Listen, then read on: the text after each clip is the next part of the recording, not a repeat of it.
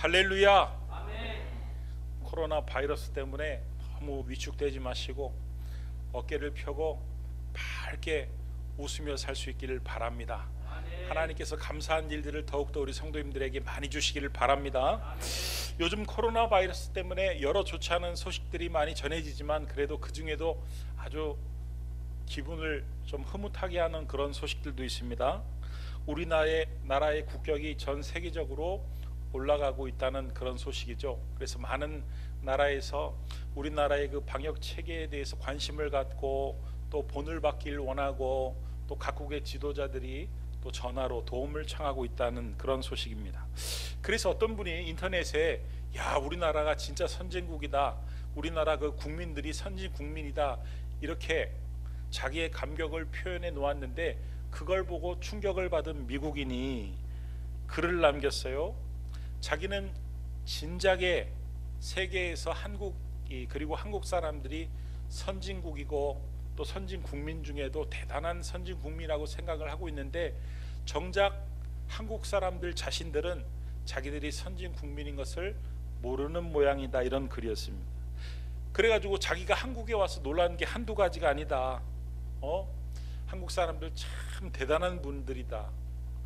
카페나 또 이런 공공장소에서 화장실 간다고 그 탁자에다가 핸드폰을 두고 가고 어떤 분은 노트북도 두고 가고, 외국에서는 상상할 수 없는 일이라는 거예요. 누가 다 도둑질해 간다는 거예요. 그리고 이 코로나 바이러스 때문에 손 소독제를 보고 깜짝 놀랐다는 거예요. 외국에는 손 소독제를, 미국에는요 책상에다 딱 붙여놔야 된다는, 접착제로 붙여놔야지, 그래야 안 가지고 간다는 거예요. 사람들이 가져가거나 아니면은 사람들이 안 가져가면 내부에 있는 사람들이 또 그걸 가져간다네요. 그래가지고 탁자에다 붙여놓는데 한국에는 탁자에다가 붙여놓은 데를 자기가 보지 못했다고. 그렇게 생각해 보니까 우리 교회도 탁자에다 붙은 그 손소독제는 아무것도 없습니다. 교회 곳곳마다 비치를 해놨는데 가져가는 분들이 없어요. 마트에도 가면은 막 이럴 때 보면은 막 사재기를 하고 폭동이 일어나면 그 마트에 있는 것들을 다 탈취해 가고, 그런데 한국에는요 오히려 데모를 해도 쓰레기 하나도 없고 질서 정연하고. 여러분 생각해 보니까 우리 한국 사람들이 정말 선진 국민인 것이 정말 맞습니다. 그런데 우리가 그 정도로 선진 국민인 것을 전혀 모르고 살아가죠. 저는 제가 이 사실을 묵상하면서 신앙도 참 이와 비슷하구나. 예수님은 그야말로 창조주께서 피조물이 되셔서 우리를 위해서, 우리를 사랑하시기 때문에 십자가에 못 박혀 자기의 죽음을, 자기의 그 목숨을 내어줄 정도로 우리를 사랑하고 계시는데, 정작 사랑을 받는 우리는 정말 주님이 우리를 그렇게 뜨겁게 사랑하고 있다는 사실을 까마득히 모르고 그저 죄와 상처를 물고 빨고 나는 과연 구원을 받을까 못 받을까 아주 기초적인 문제에만 맨날 씨름을 하고 살고 있지는 않은지. 여러분, 하나님은 우리를 진심으로 최선을 다해 사랑하고 있음을 믿으시기 바랍니다.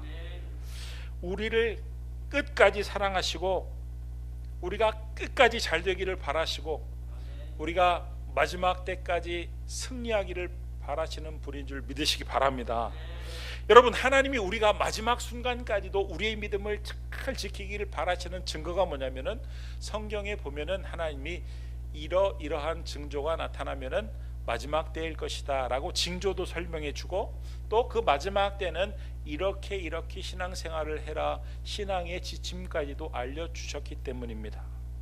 여러분, 성경에서 말하는 그 마지막 때의 징조들이 요즘 들어서 부쩍 지구 곳곳에서 늘어나고 있습니다. 특히 이번 코로나 사태가 그러하죠.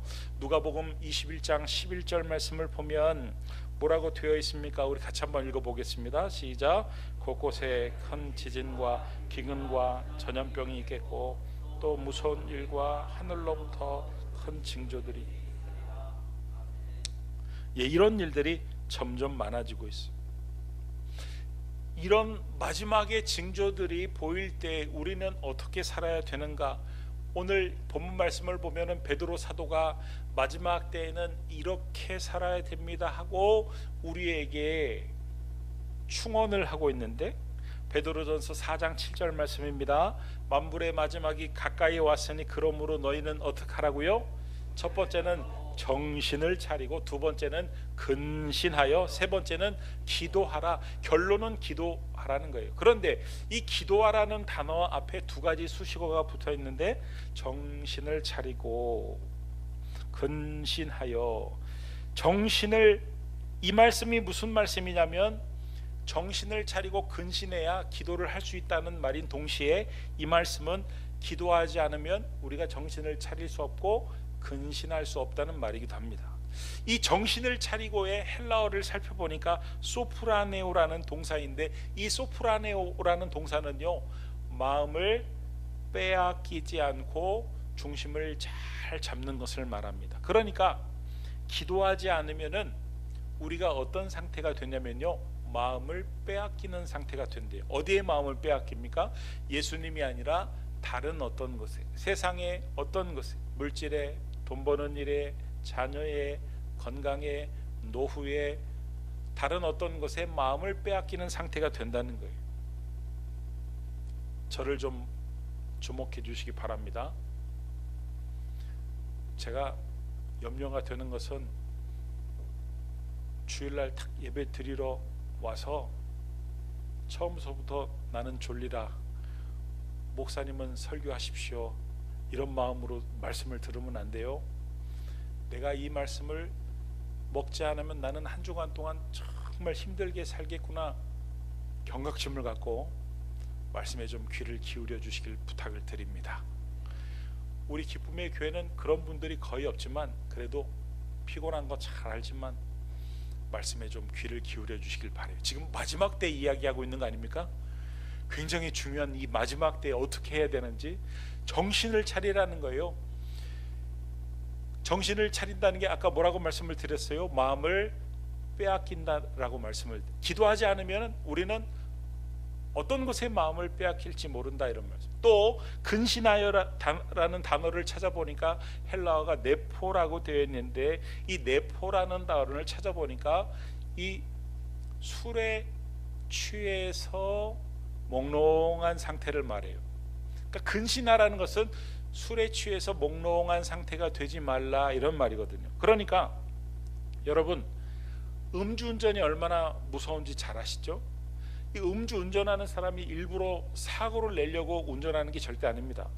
자기는 똑바로 가고 있다고 생각하는데 차가 지금 삐뚤어 가고 있는 것이고, 자기는 부딪히지 않으려고 하는데 부딪히는 것이고, 자기는 어떻게든지 한번 이 위기를 벗어나 보려고 하는데 더 큰 사고를 치니까 음주운전이 무서운 것이죠. 그런데 기도하지 않으면 어떻게 된다고요?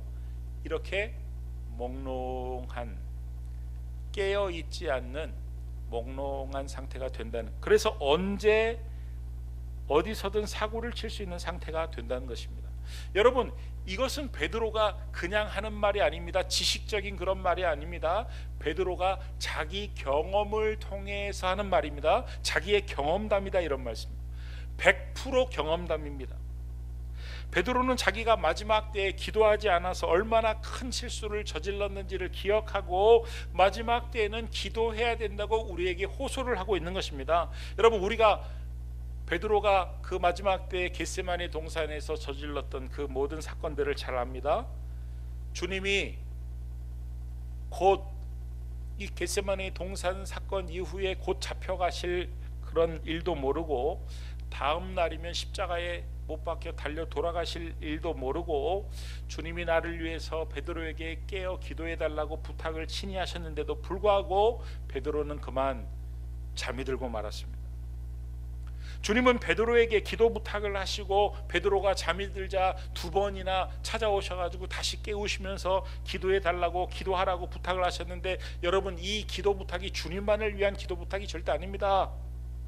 베드로를 위한 기도 부탁이에요. 베드로 자신을 위한 기도 부탁이에요. 기도하지 않으면 어떤 일을, 이 베드로가 어떤 사고를, 어떤 실수를 저지를지 모르니까 기도 부탁을 했던 겁니다. 그런데 그 마지막 때에 깨어서 기도하지 않은 결과 베드로가 어떤 일을 저질렀습니까? 잠시 후에 어떤 일이 벌어졌습니까? 아마 자다가도 그 생각만 하면은 이불킥이라고 그러죠.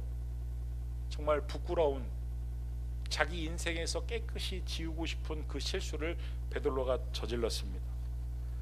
사람들 앞에서 예수님을 모른다고 3번이나 부인했습니다. 마지막에는 내가 예수님을 알면은 저주받아 마땅한 인간이라고,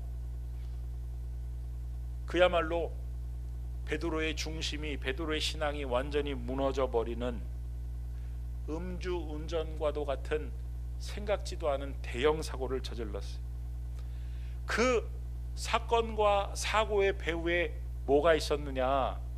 기도하지 않은 베드로가 있었다, 이런 말씀이에요. 그러니까 지금 베드로가 만물의 마지막이 가까이 왔으니까 정신을 차리고 근신하여 기도하십시오, 이 말은 제가 베드로의 심정으로 조금 더 살을 붙여가지고 표현의 말씀을 드리면 베드로의 말이에요. 제 말이 아닙니다. 성도 여러분, 제가 마지막 때에 기도하지 못했습니다. 겟세마네 동산까지 가서 예수님이 기도하라고 하셨는데 그 마지막 그 부탁을, 그 마지막 명령을 제가 들어드리지 못하고 기도하지 못했습니다. 그런데 제가 기도하지 못한 것은 기도 못한 것으로 끝나지 않았습니다. 예수님을 부인하는 결과로까지 이어졌습니다. 그러니 여러분, 제발 저처럼 실수하지 마십시오. 제가 기도하지 않아서 겪었던 그 끔찍한 일들을 여러분들이 겪지 않기를 바랍니다. 여러분, 정신 차려야 됩니다. 근신해야 됩니다. 기도해야 됩니다. 제가 간곡히 호소드립니다. 여러분, 이런 말씀이다, 이런 말씀. 그러면 베드로는 왜 그 마지막 순간에 주님이 분명히 평소에 기도하라고 막 말씀하지 않던 주님이 간곡하게 기도하라고 부탁을 했는데도 불구하고 왜 기도를 하지 않았던 걸까요? 그게 마지막 때인 줄 몰랐기 때문입니다. 만약에 그 다음날 그 사건 이후에 예수님이 붙잡혀가는 줄 알았다면, 그 다음날 예수님이 십자가에 달려 돌아가신 줄 알았다면 베드로도 기도했을 겁니다. 그렇습니다. 여러분, 우리가 기도하지 않는 것은요, 지금이 마지막 때라는 인식이 부족하기 때문이다, 이런 말씀. 마태복음 24장 37절부터 39절까지의 말씀을 보면 주님이 심판의 날, 주님이 오실 때, 주님의 재림의 때, 마지막 날 심판의 때는 사람들의 모습이 이와 같을 거라는 거예요. 노아의 때와 같이 인자의 임함도 그러하리라. 홍수전에 노아가 방주에 들어가던 날까지 사람들이 먹고 마시고 장가들고 시집가고 있으면서 홍수가 나서 그들을 다 멸하기까지 깨닫지 못하였으니 인자의 임함도 이와 같으리라.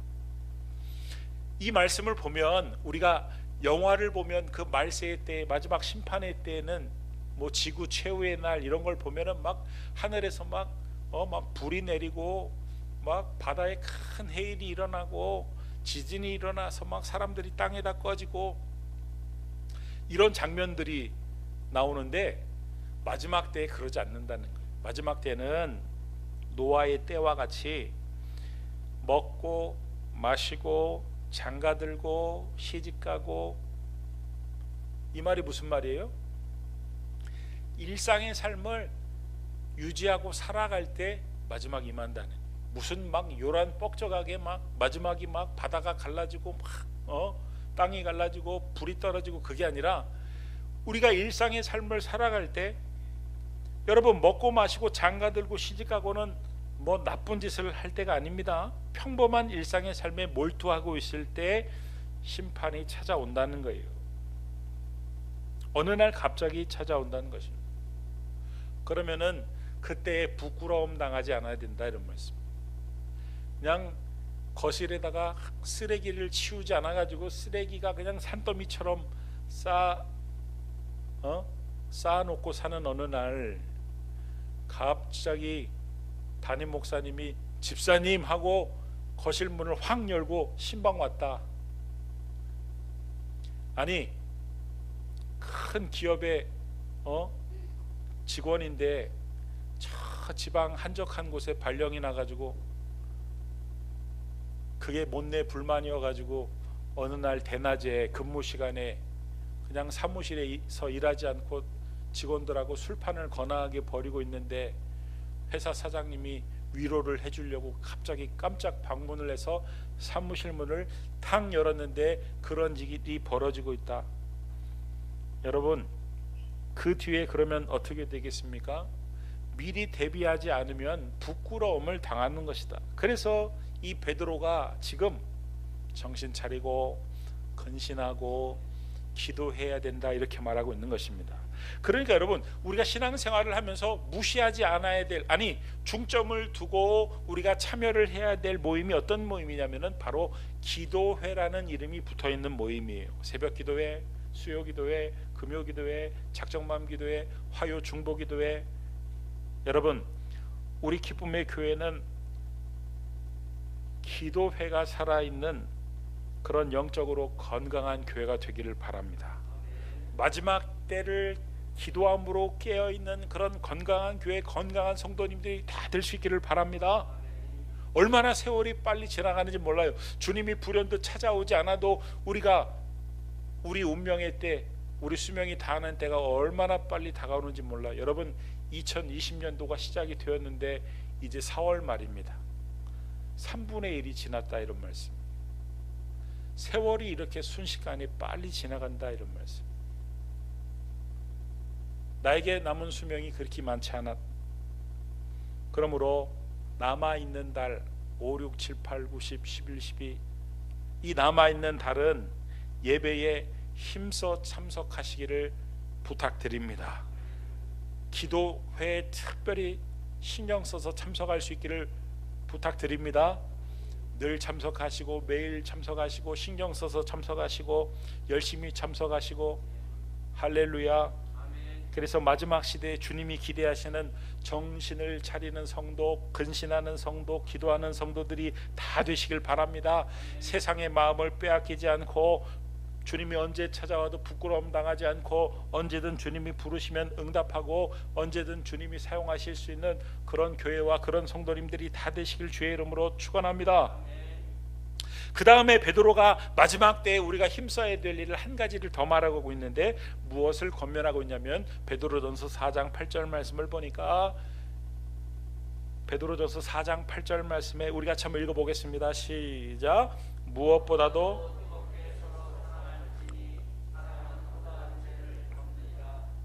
이 말세의 때에 기도하라는 것은 어떤 의미인지 이해가 되는데 뜨겁게 사랑하라는 것은 도대체 말세의 때와 어떤 관련이 있는가, 이게 조금 의문이기도 합니다. 그러나 여러분, 이 말씀을 깊이 생각해 보면은 그런 의미가 있구나, 새로 깨닫게 그 의미를 깨닫게 될 겁니다.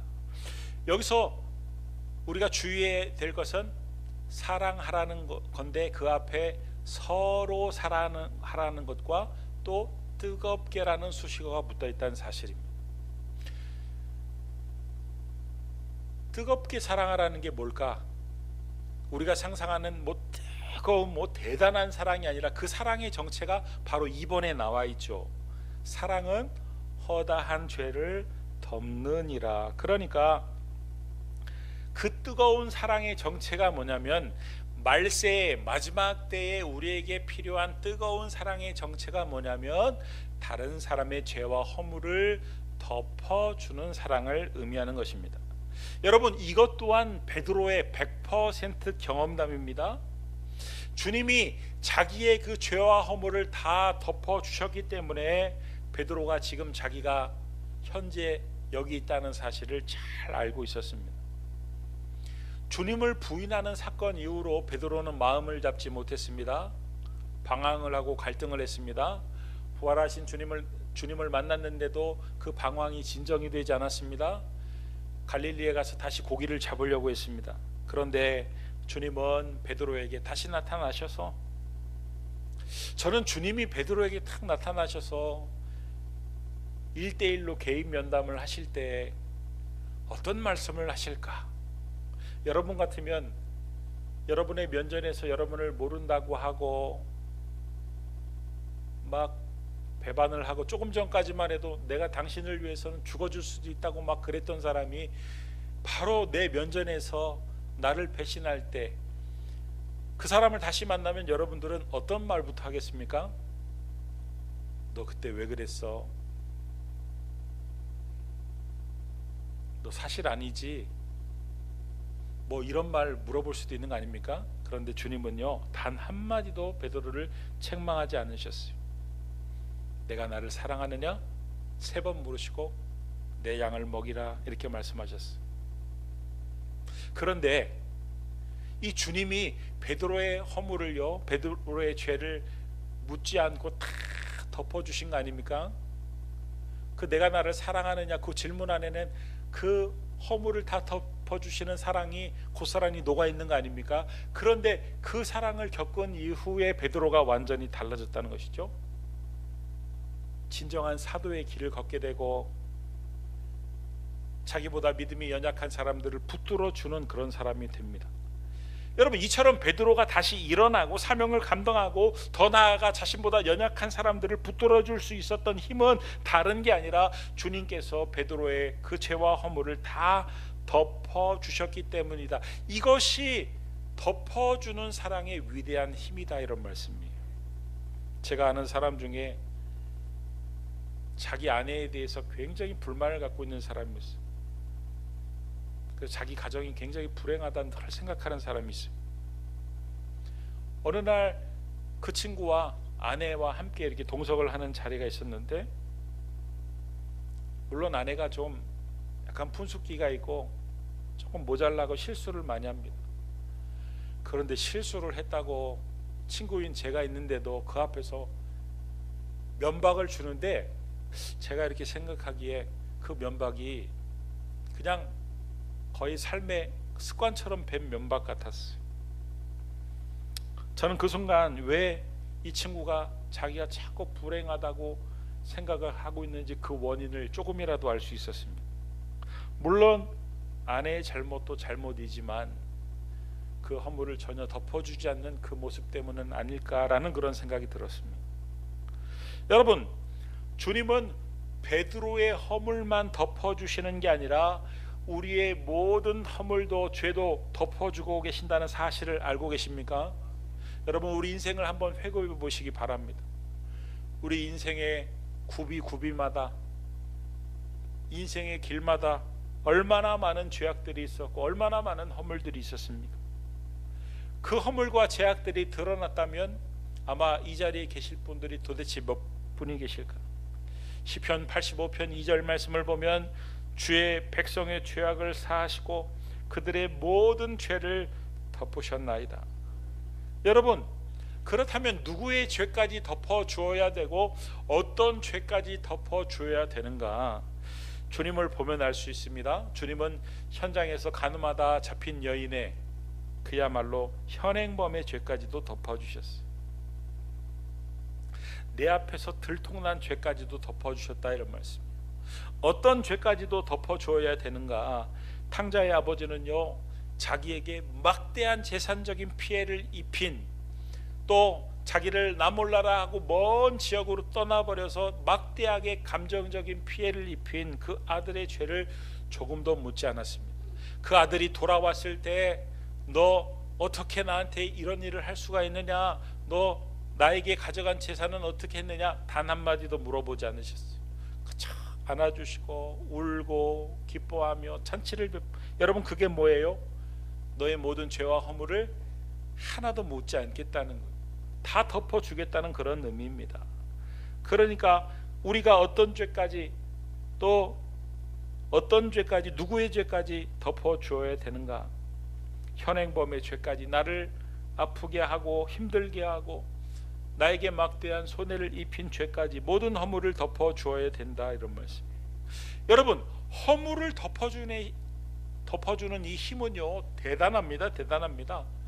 주님이 현장에서 간음했던 여인의 그 허물을 덮어주었더니 어떤 일이 벌어졌습니까? 그 여인의 목숨이 살았어요. 만약에 덮어주지 않았다면 그 여인은 그 자리에서 죽었을 것입니다. 탕자는 그 아버지의 사랑으로 말미암아 모든 것이 회복이 되었어요. 방황하던 베드로의 방황을 그 덮어주는 주님의 사랑이 그 방황을 멈추게 했습니다. 위대한 사도의 길을 걷게 하셨습니다. 다른 사람의 생명을 살리는 일을 하게 했어요. 여러분, 이렇게 우리가 덮어주는 사랑을 하게 되면 위대한 능력과 위대한 은혜들이, 위대한 일들이 벌어진다, 이런 말씀입니다.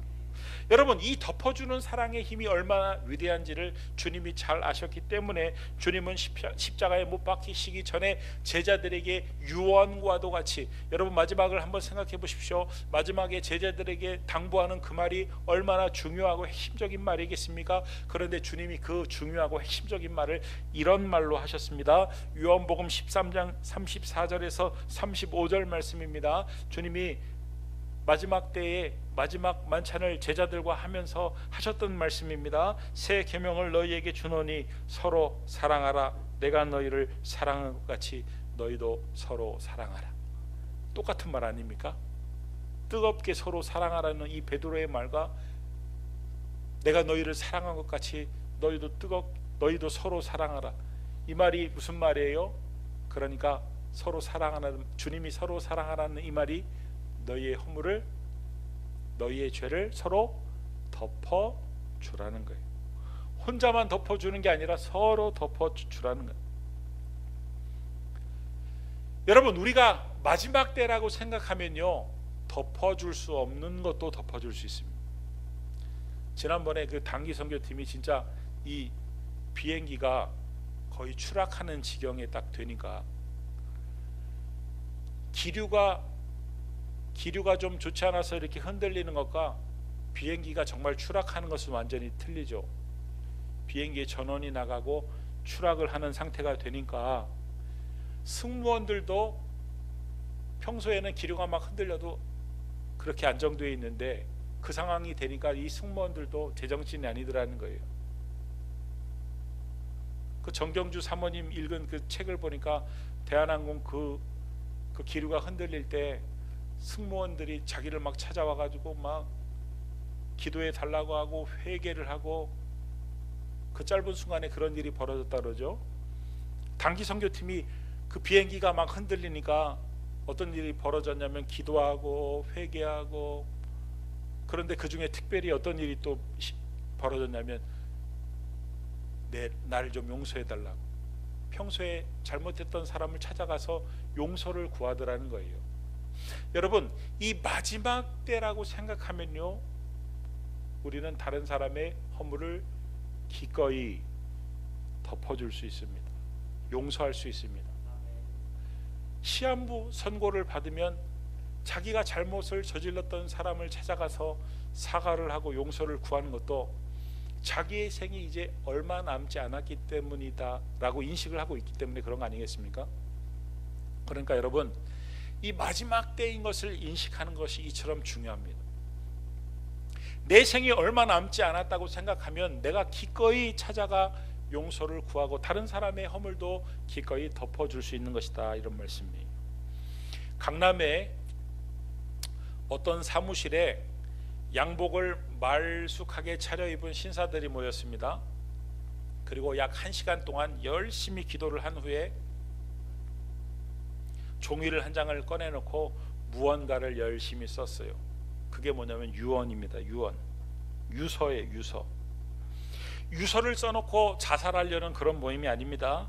유서 쓰기 공동체라는 교회의 그야말로 한 모임이에요. 그 유서를 써가지고 변호사에게 정중히 맡깁니다. 그리고 1년 뒤에 다시 모여가지고 다시 기도하고 유서를 다시 쓰는 그런 모임입니다.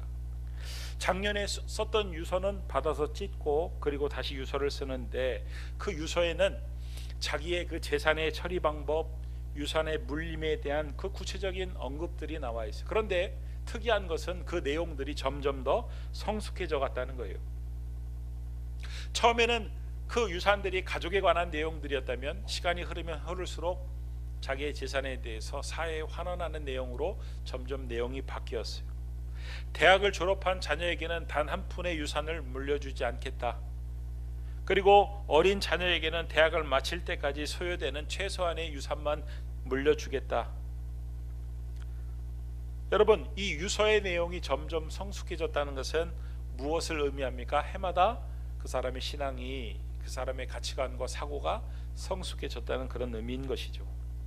그리고 무엇보다도 달라진 것은 자녀들의 태도가 달라졌다는 거예요. 아버지가 매해마다 그렇게 유서를 쓰고 변호사에게 맡기는 것을 알고 자기에게 한 푼의 재산도 돌아오지 않는다는 사실을 알고 정신을 가다듬고 그때부터 인생을 아주 진지하게 살더라는 거예요. 여러분, 우리가 마지막을 어떻게 생각하느냐? 나한테는 마지막이 한참 남았다. 마지막이 찾아오려면 한참 멀었다. 마지막을 어떻게 생각하느냐? 그리고 그 마지막을 어떻게 준비하느냐에 따라서 나의 남은 삶의 의미와 가치와 또 내 신앙의 질이 달라지는 것이다, 이런 말씀이에요. 오늘 이 본문의 말씀처럼 마지막 때에 그러므로 중심을 잃지 않으려면, 깨어 있으려면 정신 차리고 근신하여 기도할 수 있기를 바랍니다. 코로나 바이러스 사태로 말미암아 얼마나 많은 사람들이 고통 가운데 아파하고 신음하고 있는지 몰라요. 치유가 필요하고 회복이 필요한데 하나님은 도대체 누구를 통해서 그들을 치유시키고 하나님은 도대체 누구를 통해서 그들을 회복시킬까요? 마지막 때에 하나님이 우리에게 정말 원하시는 게 무엇일까요? 우리 예수님이 베드로에게 그러셨던 것처럼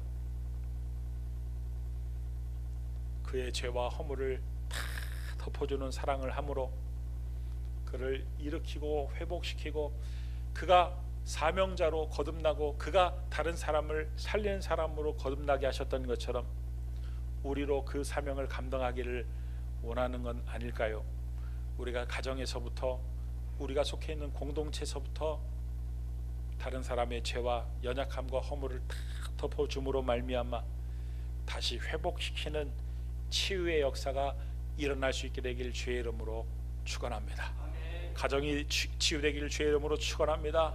여러분이 속한 공동체가 치유되길 주의 이름으로 축원합니다. 그래서 마지막 때에 정말 살리는 놀라운 역사들이 저와 여러분들을 통해서 계속 끊임없이 나타날 수 있게 되길 예수 그리스도의 이름으로 간곡하게 부탁하고 축원합니다. 우리 이 시간 기도 한번 하겠는데요, 이 말씀을 붙들고 기도하길 원합니다. 나는 이 마지막 때에 정말 기도하고 있는가, 깨어 있는가, 마음을 다른 것에 빼앗기고 있지는 않은가, 아니면 정신이 몽롱한 상태로 살아가고 있지는 않은가. 하나님, 이 마지막 때에 정신 차리게 하옵소서, 근신하게 하옵소서, 기도하게 하옵소서. 이 마지막 때에 정말 필요한 것이 다른 사람의 허물을 덮어주는 사랑인데, 하나님, 나는 가정 안에서, 내가 속한 공동체 안에서 얼마나 다른 사람의 연약함과 허물을 덮어주고 있습니까? 나의 연약함만 덮어달라고, 허물만 덮어달라고 하고 있지는 않습니까? 하나님, 이 마지막 시대에 하나님이 정말 원하시는 다른 사람의 연약함과 허물을 덮어줄 수 있는 그런 사랑을 하게 하옵소서. 우리 결단하며 기도하기 원합니다. 기도하시겠습니다. 고맙고 감사하신 아버지 하나님,